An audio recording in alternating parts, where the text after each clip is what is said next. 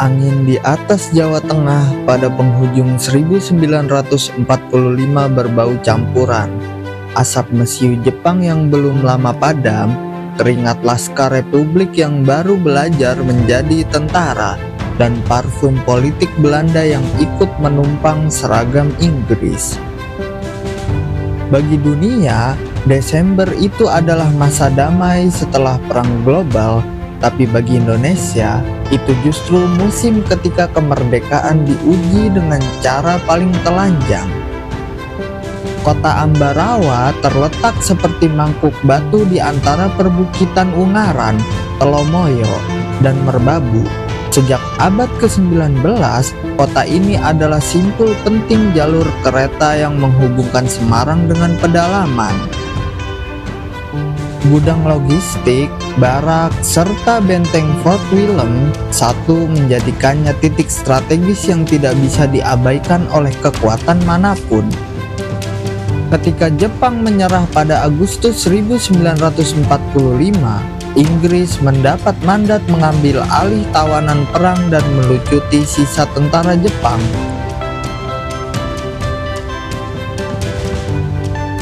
Tetapi mandat militer itu segera berkelindar dan dengan kepentingan lain, mengembalikan Hindia Belanda. Pasukan Inggris mendarat di Semarang pada Oktober 1945. Mereka datang sebagai pemenang Front Asia Pasifik, membawa Brigade Gurkha, kendaraan lapis baja, dan meriam 25 pounder yang masih hangat dari kampanye Burma komandan mereka. Komandan mereka, Mayor Jenderal Eric Battle, meyakini bahwa operasi di Jawa hanyalah tugas polisi bersenjata di atas peta markasnya. Ambarawa ditandai lingkaran biru, kota kecil yang harus diamankan segera agar proses repatriasi tawanan berjalan dengan lancar. Di hari-hari awal, pemuda Republik di Semarang bahkan membantu Inggris mencari kamp interniran Jepang. Bahasa yang dipakai masih bahasa kemanusiaan.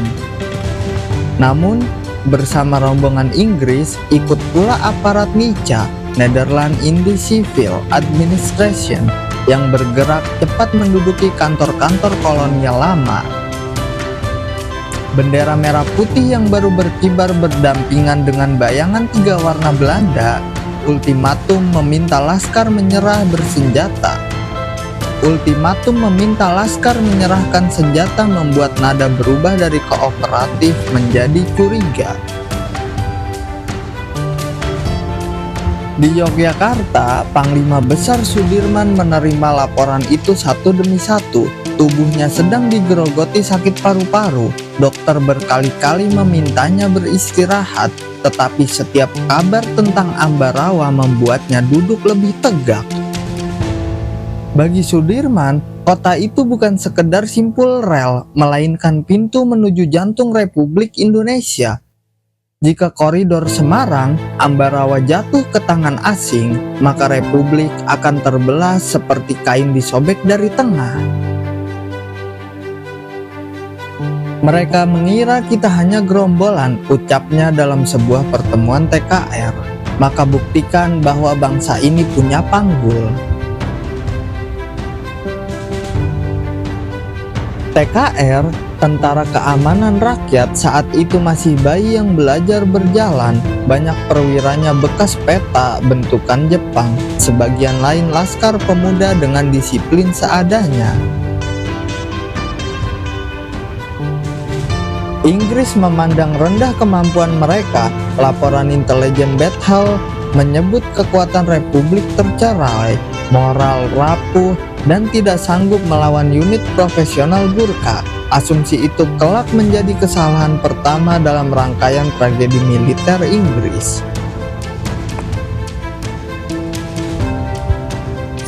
Ambarawa mulai memanas pada November 1945. Insiden bersenjata terjadi di pinggiran kota ketika konvoi NICA mencoba memindahkan tawanan Belanda tanpa berkoordinasi dengan Republik. Baku tembak kecil menjalar menjadi bentrokan harian. Inggris mengerahkan tank ringan Stuart menyusuri Bawen dan Jambu, memamerkan aura superioritas teknologi. Tetapi di balik bukit, desa-desa bergerak dengan cara yang tidak tercatat di manual perang Eropa, jaringan rakyat.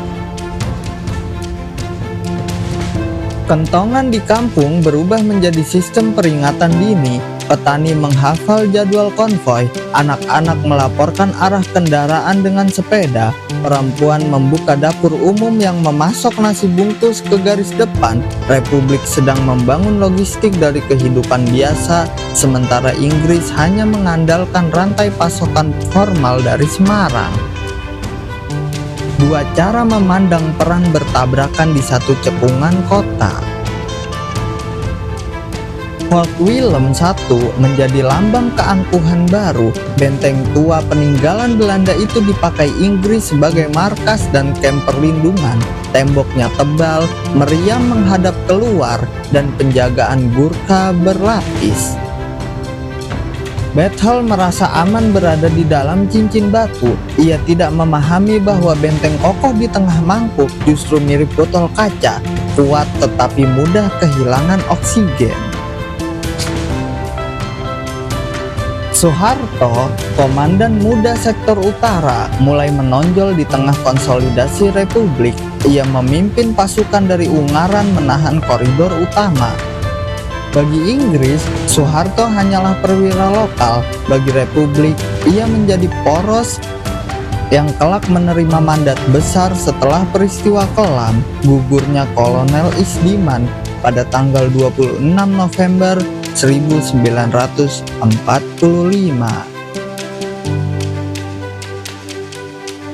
Kematian Isdiman mengguncang moral TKR. Inggris mengira itu tanda Republik melemah. Lagi-lagi hanya asumsi. Di pemakaman Isdiman, Sudirman berbisik kepada Soeharto, "Perang ini harus kau pegang seperti memegang leher sendiri." Sejak hari itu, bahasa naskah hidup di Medan berubah lebih dramatis. Inggris menaikkan skala operasi, mendatangkan bala bantuan dari Semarang dan Magelang. Mereka menata formasi defensif di 4 penjuru, mempercayai bahwa garis statis akan membuat Republik kehabisan tenaga. Tetapi Sudirman justru memerintahkan kebalikan, jangan melawan di tempat yang mereka pilih, paksa mereka bergerak, paksa mereka menembak kosong, paksa mereka lelah oleh waktu. Dalam buku catatan Markas Jogja, Dirman menulis kalimat pendek yang kelak menjadi kunci babak berikutnya. Keamanan musuh sama dengan umpan, gerakan musuh sama dengan jalan kemenangan. Maka hari-hari menuju Desember 1945 adalah hari ketika Republik sengaja tanpa kacau, sengaja menahan diri sambil merajut rencana yang bahkan perwira Republik sendiri belum seluruhnya mengerti.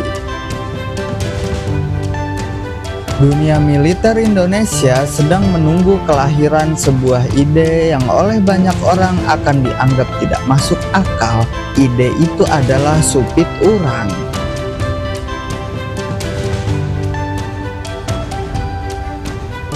Koridor utara menuju Ungaran terus diganggu kontak pendek, jembatan kecil disabotase, rel dipangku silang, jalur telepon diputus pada jam-jam acak. Inggris menanggapi dengan tembakan meriam ke arah bukit, tetapi peluru mahal itu hanya menggali sawah kosong. Setiap dentum justru menaikkan keyakinan desa bahwa Inggris sedang panik.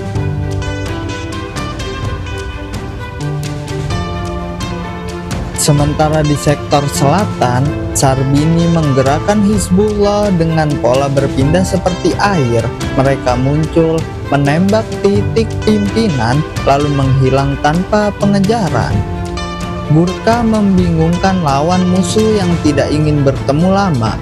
Republik tidak sedang mencari kemenangan cepat, tetapi mereka sedang menabung kelelahan Inggris seperti bunga waktu. Bethel mulai mengeluh kepada Houghton, komandan Inggris di Semarang, bahwa Ambarawa membutuhkan operasi pembersihan total. Nica kembali menolaknya lagi, mengatakan stabilitas politik lebih penting daripada risiko militer. Politik lagi-lagi mengunci besi.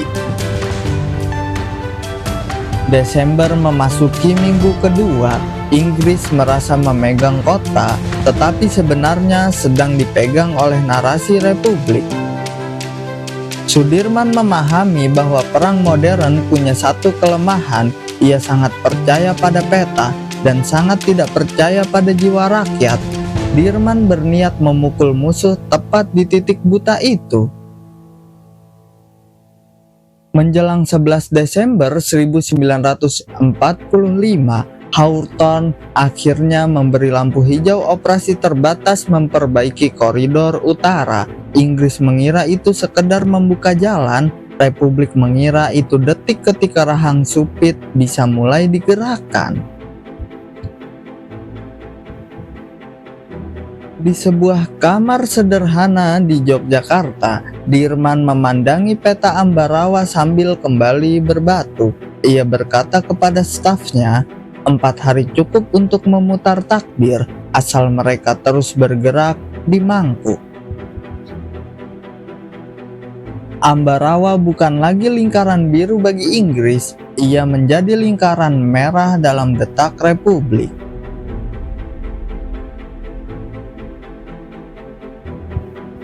Kematian Kolonel Isdiman tidak hanya mengubur seorang perwira, ia mengubur ilusi bahwa kemerdekaan bisa dipertahankan dengan semangat semata. Sejak akhir November 1945, Jawa Tengah berubah menjadi papan catur tanpa aturan. Inggris mengira mereka sedang menghadapi sisa-sisa tentara bentukan Jepang. Republik tahu bahwa yang datang kali ini adalah mesin perang dunia yang membawa kepentingan mengakar. Di utara Ambarawa, Ungaran berdiri seperti dinding alam. Jalan raya dari Semarang meliuk di antara kebun karet dan bukit batu. Di jalur inilah Letnan Kolonel Soeharto menata pasukan yang masih compang-camping. Senapan Arisaka bercampur karaben tua Belanda, sepatu kulit bersanding dengan kaki telanjang, dan komando militer disampaikan dengan bahasa Jawa yang lebih mirip percakapan keluarga daripada perintah Bapak. Soeharto belajar cepat bahwa memimpin TKR bukan seperti memimpin batalion reguler. Ia harus menjadi guru, lurah sekaligus komandan. Setiap pagi ia mendatangi desa, menyalami tokoh kampung, lalu malamnya memeriksa garis tembak. Inggris tidak melihat lapisan sosial ini. Mereka hanya melihat angka kompi dan simbol di atas peta. Awal Desember, Inggris memperkuat garnison. Brigade Gurkha ditempatkan melingkar, tank Stuart berjaga di Bawen, sementara meriam lapangan disiagakan di dekat front Willem I. Benteng itu kembali memancarkan aura lama kolonial, tembok tinggi, parit basah, dan jejak sejarah penindasan yang seolah hendak dihidupkan lagi. Tetapi di selatan, Sarbini menggerakkan Laskar Hizbullah dari Banyu Biru. Mereka bukan pasukan profesional, namun punya satu kelebihan, mengenal setiap jengkal sawah dan setiap tikungan kali. Pola mereka sangat sederhana tetapi mematikan. Kontak 10 menit, mundur 1 jam, lalu muncul lagi di titik yang berbeda. Inggris menanggapi dengan protokol Eropa, mencari garis depan tetap, sesuatu yang tidak pernah benar-benar ada. Di Yogyakarta, Sudirman memanggil rapat besar. Para komandan sektor duduk di lantai, sebagian masih membawa bau lumpur. Dirman membuka pertemuan bukan dengan teriakan, melainkan dengan cerita tentang Kolonel Isdiman, tentang desa, dan tentang keharusan menemukan cara berpikir baru. kita butuh panggul," katanya pelan. "Panggul itu untuk mengangkat perang lebih tinggi dari kota." Sejak hari itu, konsolidasi dimulai. Republik membagi Medan menjadi 4 sektor, namun inti perintahnya bukan sektor melainkan sinkron gerak. Soeharto diminta menahan utara, Sarbini menekan selatan, sektor timur dan barat mengganggu agar Inggris tidak bisa menyatu. Banyak perwira bingung mendengar istilah yang kelak terus diulang, "Jangan buru-buru menang." Desa-desa menyambut konsolidasi seperti menyambut musim tanam. Pemuda yang kemarin hanya ronda kini mendapat jadwal jaga, bengkel sepeda menjadi pos komunikasi, bahkan para bekas serdadu Jepang yang menunggu repatriasi diam-diam membantu mengajarkan cara merawat senapan dan membuat parit.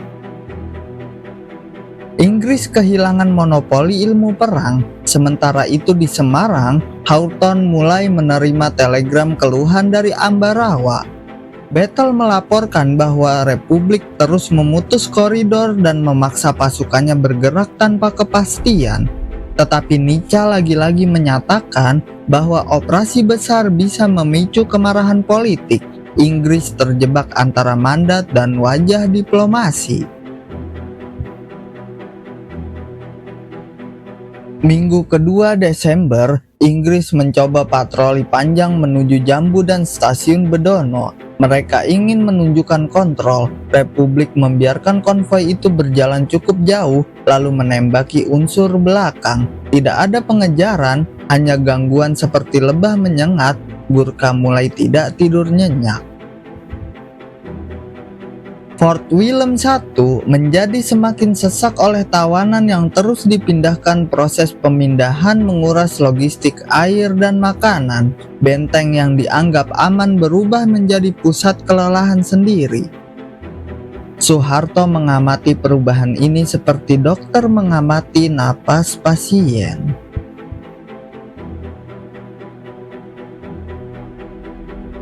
Di Ungaran, ia berkata kepada stafnya, "Ruslan, mereka kuat karena yakin, begitu yakin itu retak, tank pun jadi beban." Kalimat itu beredar di antara komandan Republik. Soeharto mulai mengubah cara jaga. Ia tidak lagi menata garis lurus, melainkan pos berpindah tiap 2 jam sekali. Sarbini meniru di selatan. Inggris kebingungan membaca perubahan yang tanpa kacau namun sebenarnya teratur oleh irama desa.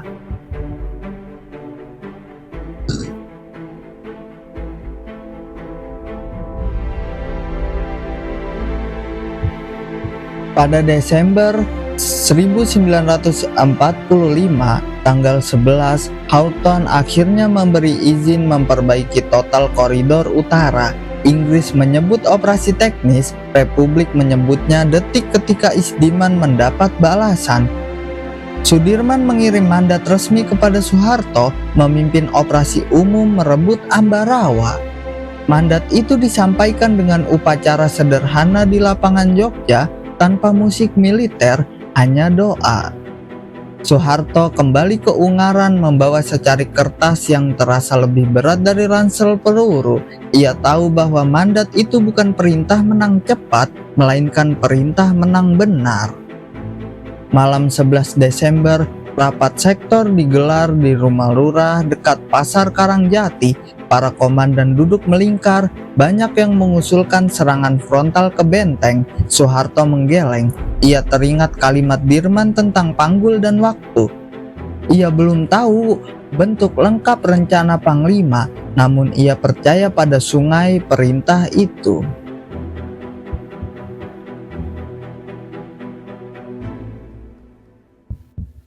Di luar rumah, rapat rakyat menunggu seperti menunggu keputusan panen. Inggris tidak mendengar suara sosial ini. Radio mereka hanya memanggil antar markas. Maka 12 Desember 1945 menjadi hari ketika Republik akhirnya menemukan panggulnya. Bukan divisi baja, tetapi sinkron antara komandan muda dan jaringan desa. Inggris akan segera belajar bahwa kematian Isdiman adalah awal dan konsolidasi Desember adalah pintu menuju eksperimen perang terbesar Republik. Dan di atas tandu sejarah, Sudirman sedang menyiapkan babak ketika musuh dikalahkan bukan oleh jumlah, melainkan oleh kesalahan memahami bangsa.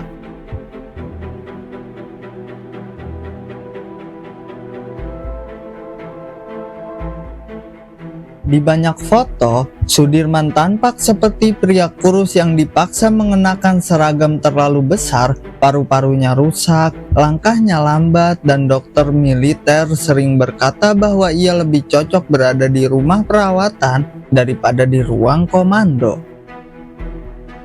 Tetapi Inggris melakukan kesalahan paling mendasar. Mereka menilai perang dari ukuran tubuh panglima, bukan dari ukuran gagasannya.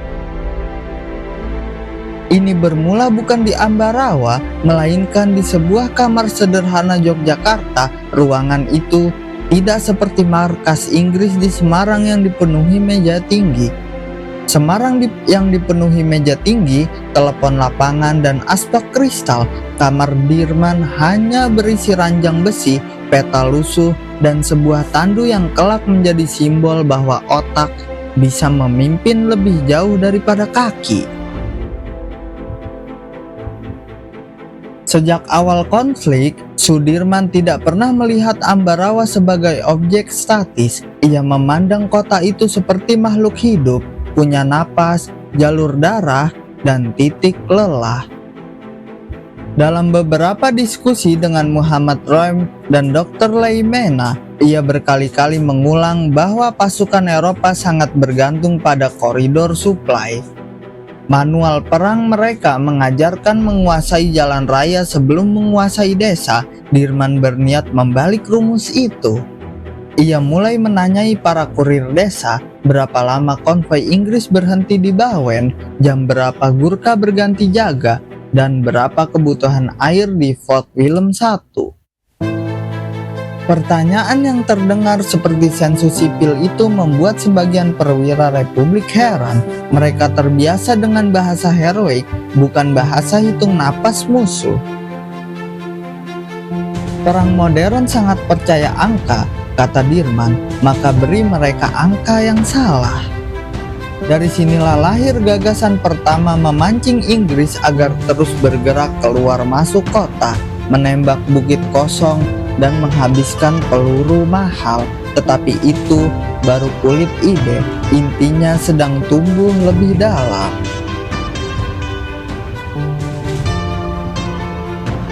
Pada awal Desember, Soeharto dipanggil ke Jogja.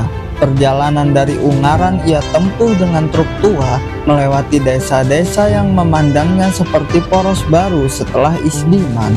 Di sebuah rumah lurah dekat keraton, Dirman menggelar pertemuan empat mata. Soeharto mengira ia akan menerima perintah serbu. Yang ia terima justru pertanyaan filsafat perang. "Kalau kau Inggris," tanya Dirman, "apa yang paling kau takuti di Mangkuk Ambarawa?" Soeharto menjawab dengan jujur, "Terputus dari Semarang." Dirman tersenyum, jawaban murid bertemu jawaban guru. Gagasan itu kemudian digambar di atas peta dengan pensil merah. Dirman membuat dua rahang besar dari utara dan selatan, sementara sektor timur barat menjadi dinding penahanan. Bentuknya mirip capit udang sungguhan. Banyak staf komando menganggap rencana itu terlalu berani. TKR tidak punya cukup meriam, Republik minim kendaraan, Inggris unggul tank dan disiplin. Tetapi Dirman menyebut keunggulan lain yang tidak tampak di tabel, rakyat. Dalam konsepnya, supit urang bukan formasi besi, melainkan formasi sosial. Utara menutup koridor dengan dukungan desa Ungaran, selatan memaksa Gurkha keluar benteng, timur dan barat mengganggu agar Inggris tidak bisa konsolidasi. Ide ini dianggap gila karena tidak frontal. Ia tidak menargetkan tembok benteng, tetapi menarget keyakinan battle bahwa kota aman.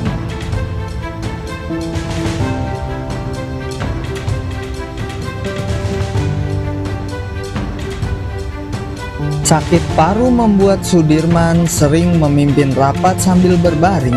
Inggris mengejek bahwa republik dipimpin invalid. Mereka tidak paham bahwa keterbatasan fisik itu justru memaksa Dirman mengandalkan otak kolektif. Laporan warga tiap 20 menit, irama kentongan dan keputusan sektor yang fleksibel, ia berkata dalam rapat TKR. Kalau kakiku lemah, biarkan pikiran kita yang berjalan. Kalimat itu menyatukan moral. Soeharto menjadi fokus latihan konseptual. Dirman mengajarinya, jangan mengejar musuh yang mundur, hancurkan jembatan kecil sebelum jembatan besar. Paksa tank Struat menembak sawah. Soeharto mulai mengerti bahwa ia bukan akan memimpin pertempuran biasa, melainkan eksperimen cara mengalahkan pasukan pemenang Perang Dunia. Intelijen Republik menemukan bahwa Bethel sangat percaya pada Fort William I sebagai pusat gravitasi. Mereka juga tahu bahwa Nietzsche memaksa Inggris menjaga wilayah politik sehingga sulit mundur cepat. Dirman menyebut kombinasi ini sebagai MACD psikologi, kekuatan mengecil tetapi keangkuhan membesar. Houghton memberi izin operasi perbaikan koridor utara. Dirman menjadikannya itu pintu serangan. Ia mengirim mandat resmi kepada Soeharto memimpin operasi Sulfit Urang. Mandat itu ditutup pesan pendek, 4 hari sudah cukup. Malam 11 Desember, Sudirman memimpin doa. Ia tahu bahwa babak berikutnya akan menulis namanya lebih panjang dari ukuran kota. Inggris tetap menilai rendah. Mereka tidak melihat bahwa di Jogja, otak sang panglima telah selesai menggambar rahang takdir. Tanggal 12 Desember 1945 selalu ditulis pendek dalam buku sejarah. Hanya 4 angka dan 1 nama kota, tetapi bagi pasukan Inggris, hari itu terasa seperti lorong tanpa ujung, dan bagi Republik, itulah detik ketika pensil Sudirman menjelma menjadi gerak ribuan manusia.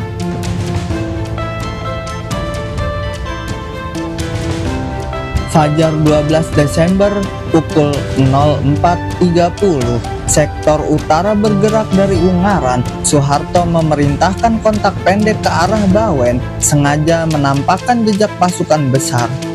Inggris pun terpancing mengeluarkan tank Struat dan meriam lapangan. Peluru 25 pounder ditembakkan ke arah bukit yang tampak ramai. Yang mereka gempur hanyalah kabut pagi dan sawah kosong. Republik tidak mengejar, mereka mencatat jam. Setiap dentuman meriam adalah menit yang dibeli untuk menutup rahang utara. Jalur rel menuju Semarang kembali disilang. Jembatan kecil dipaku bahan peledak seadanya.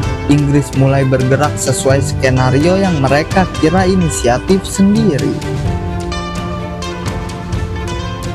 Di Banyu Biru, Sarbini menaikkan suhu. Hizbullah diperintah memasuki pinggiran dengan gelombang rakyat. Teriakan takbir bercampur langkah pemuda. Inggris mengirim 3 kompi Gurkha keluar Fort William I untuk menyambut serbuan massal. Begitu mereka keluar parit, Republik menembak unsur pimpinan, membuat pasukan profesional itu terpecah menjadi kelompok kecil. Fort William I kehilangan oksigen pertama.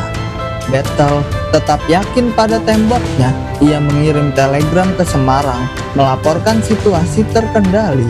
Inggris sedang hidup di dalam laporan yang salah. Sektor timur menyerang pos Struat di stasiun Jambu. Rel yang rusak membuat bantuan Inggris lambat datang. Kontak 10 menit itu berebut gudang peluru kecil, sesuatu yang oleh Sudirman disebut Take Profit Medan. Di barat kota, laskar menembaki agar Inggris tidak menyatu. Inggris kebingungan mencari garis depan tetap. Yang mereka lawan adalah bangsa berpindah. Malam 14 menuju 15 Desember menjadi malam terpanik. Markas Inggris menyalakan lampu lebih terang. Radio utara berkali tidak menjawab. Bethel mulai sadar bahwa ia memegang kota, tetapi tidak memegang perang. Pagi 15 Desember, Republik menaikkan skala Rahang, utara menutup total jalur Ungaran, selatan mendekati kota dengan jejak tampak, timur barat menahan Gurkha agar tidak konsolidasi. Tank Inggris mencoba keluar melalui Bawen, setiap meter lorong disambut tembakan selektif. Meriam kembali menggali bukit kosong, Bethel mengirim rapat darurat meminta izin menarik pasukan. Unsur Nica menolak, politik mengunci militer. If I stay, I lost men. If I move, I lost face. Dilema yang ditulis oleh pensil Dirman. Siang hari, Sarbini memancing Gurkha keluar sekali lagi. Begitu konvoi bergerak, sabotase lapis baru datang. Inggris mundur bukan seperti pemenang, tetapi seperti orang yang lolos dari banjir sosial. Pukul 17.30, Republik memasuki Ambarawa. Fort William I ditinggal tergesa. 4 hari itu tidak memutar tembok dengan meriam besar, ia memutar keyakinan Inggris bahwa Republik lemah, eksperimen Sudirman genap, musuh dikalahkan oleh waktu, kelelahan dan kesalahpahaman terhadap jiwa rakyat. Di Jogja, pukul 19.10, Dirman menerima laporan final. Ia menutup mata sebentar. Tulis ini baik-baik, dunia harus belajar bahwa perang bukan hanya besi.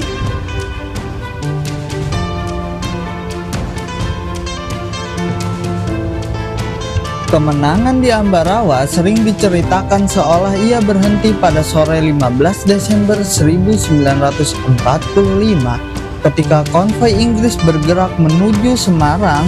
Inggris dan Fort William ditinggalkan tergesa, padahal yang sesungguhnya jatuh hari itu bukan hanya sebuah kota di cekungan, melainkan sebuah cara lama memandang Indonesia. Dari 4 hari itulah Republik menemukan bentuk perang yang kelak menyelamatkan kemerdekaan pada tahun-tahun berikutnya. Inggris adalah tentara yang lahir dari tradisi perang industri. Mereka percaya pada garis statis, rantai komando kaku, dan keunggulan teknologi. Di Ambarawa, semua keyakinan itu dipaksa masuk ke dalam mangkuk sempit yang dikelilingi bukit dan desa bermata seribu. Sudirman tidak menghancurkan besi mereka, ia menghancurkan rumus mereka. Setelah kota direbut, para analis militer Inggris menulis evaluasi pahit. Pasukan Republik tidak bertempur seperti unit reguler, melainkan seperti jaringan sosial yang terus memindahkan pusat gravitasi. Bagi mereka itu anomali, bagi Indonesia itu wahyu pertama bahwa rakyat adalah inti doktrin. Di Yogyakarta, Dirman memerintahkan setiap sektor menuliskan pengalaman lapangan. Ia ingin Ambarawa menjadi sekolah nasional. Soeharto, Sarbini, dan Komandan Timur Barat datang membawa catatan yang lebih mirip cerita hidup tentang perempuan pengangkut nasi, anak pelapor konvoi, dan tank Stuart yang berubah jadi beban sendiri. Dari kesaksian inilah lahir kitab desa yang kelak disebut Strategi Gerilya. Secara politik, mundurnya Inggris memperlemah posisi Nica di meja perundingan. Dunia internasional melihat bahwa Republik mampu menguasai medan tanpa bantuan senjata besar. Ultimatum Belanda tampak seperti suara masa lalu yang tidak lagi punya aura moral. Mayor Jenderal Bethel dipindahkan dari Jawa Tengah beberapa bulan kemudian. Dalam korespondensinya, ia mengakui bahwa Ambarawa adalah perang yang tidak ia mengerti bahasanya. Pengakuan itu mahal harganya. Ratusan serdadu Gurkha gugur dan ribuan peluru meriam habis untuk menggali tanah kosong. Bagi Sudirman, diplomasi bukan tujuan utama, tetapi ia tahu bahwa setiap kemenangan medan akan berbunga di ruang politik. Ambarawa menjadi bukti bahwa wajah kolonial bisa retak oleh irama rakyat. TKR Berubah setelah babak itu, latihan militer mulai memakai pola berpindah, komando fleksibel, dan logistik berbasis di kampung dilembagakan. Dirman menolak meniru total model Eropa. Ia berkata dalam sebuah pidato, "Tentara Republik harus tumbuh seperti pohon jati, akarnya di desa, batangnya di disiplin, dan daunnya di keberanian." Konsep panggul ini menjelma struktur sungguhan. Banyak pemuda yang kemarin hanya laskar lokal mulai merasa menjadi bagian dari tentara nasional. Ambarawa mengikat identitas mereka.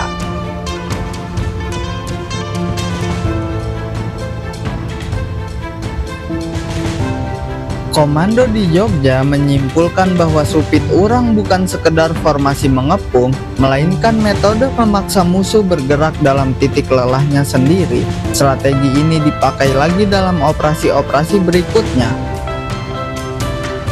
Gangguan koridor di Jawa Barat, taktik memancing konvoi di Sumatera, hingga perang gerilya 1948 sampai 1949. Pensil Dirman di kamar tandu ternyata lebih panjang dari ukuran kota Ambarawa. Soeharto sendiri kelak mengingat bahwa babak itu mengajarinya satu hal.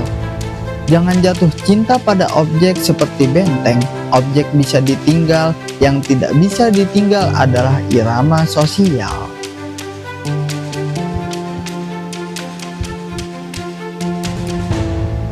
Bagi warga Ambarawa, kemenangan itu adalah hari ketika mereka merasa tidak lagi menjadi penonton. Banyak keluarga kehilangan anak dan suami, namun mereka berkata bahwa kehilangan itu dibayar oleh keyakinan baru.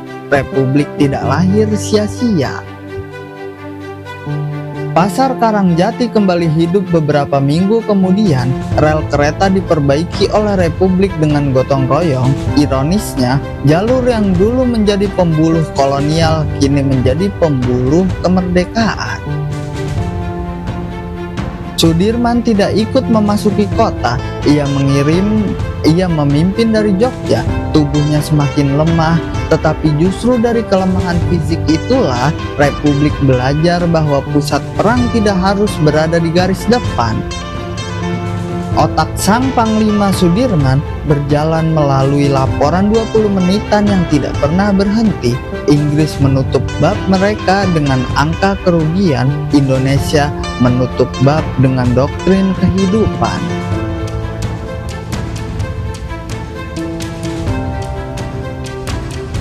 Kemudian tanggal 15 Desember ditetapkan sebagai Hari Juang Kartika atau Hari Infanteri, bukan untuk merayakan kota, tetapi merayakan cara berpikir bahwa bangsa bisa mengalahkan pasukan profesional dengan strategi yang dianggap gila oleh dunia.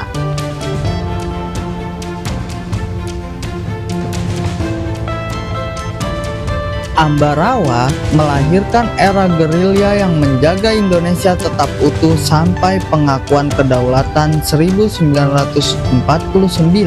Di kamar Yogyakarta, Dirman menutup catatan akhirnya. Perang selesai ketika musuh mengerti kita salah. Ambarawa adalah awal mereka belajar mengeja Indonesia. Catatan Dirman 1949, Yogyakarta.